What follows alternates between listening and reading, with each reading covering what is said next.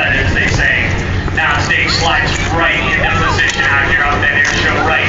Let's watch now as the Aerostars set up here for the beautiful three-shift V formation loop.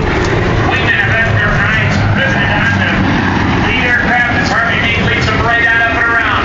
Watch now as they go right on through. Look at the overlap of the wings of those aircraft as they go right on through in the classic V formation loop. Ladies and gentlemen, let's hear it for the precision of the Aerostars. Now as they reposition out here off of airshow left, the Aerostars will be setting up for the formation